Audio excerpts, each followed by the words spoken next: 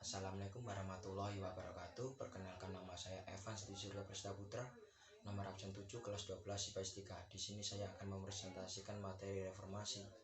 Apa yang kalian ketahui tentang reformasi? Reformasi adalah perubahan secara drastis untuk perbaikan dalam bidang sosial, politik atau agama dalam suatu masyarakat negara. 1. Latar belakang reformasi.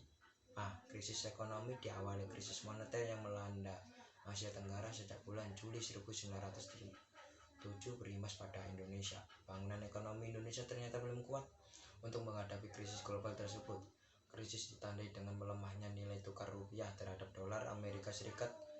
Nilai tukar rupiah turun dari 2.500 menjadi 2.600 pada 1 Agustus 1997. Tercatat pada bulan Desember 1997 nilai tukar rupiah terhadap dolar mencapai 5.000 per dolar, bahkan mencapai angka 16.000 per dolar pada sekitar Maret 1997. Contoh dari krisis ekonomi pada masa reformasi adalah: A. Utang negara Republik Indonesia. B. Penyimpangan pasal 33 UUD 1945. C. Korupsi, kolusi, dan nepotisme.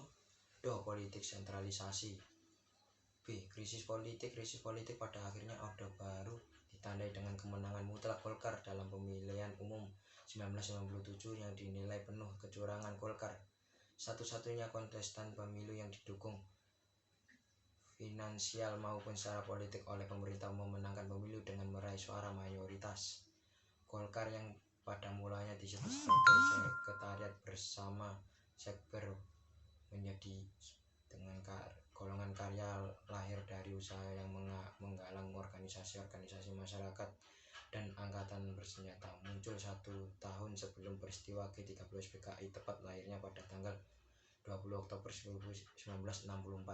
C. Krisis hukum Orde Baru. Banyak terjadi ketidakadilan di bidang hukum dalam kekuasaan kehakiman berdasar pasal 24 UUD 1945. Seharusnya memiliki kekuasaan yang merdeka terlepas dari kekuasaan eksekutif, tapi kenyataannya mereka di bawah eksekutif. Dengan demikian pengadilan sulit terwujud bagi rakyat sebab hakim harus melayani penguasa, sehingga sering terjadi rekayasa dalam proses peradilan. Do. Krisis kepercayaan pemerintah Orde Baru yang diliputi KKN secara terselubung maupun terang-terangan pada bidang parlemen, kehakiman, dunia usaha, perbankan, peradilan, pemerintah sudah berlangsung lama, sehingga di sana sini muncul ketidakadilan, kesenjangan sosial, rusaknya sistem politik, hukum, dan ekonomi, mengakibatkan timbul ketidakpercayaan rakyat terhadap pemerintah dan pihak luar negeri terhadap Indonesia.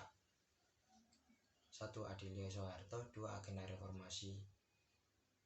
Laksana amandemen UUD 1945. 3. Hapuskan dui fungsi ABRI. 4. Pelaksanaan otonomi daerah yang seluas-luasnya. 5. Tegakkan supremasi hukum. 6. Ciptakan pemerintah yang bersih dari KKN. Sekian dari saya. Terima kasih. Wassalamualaikum warahmatullahi wabarakatuh.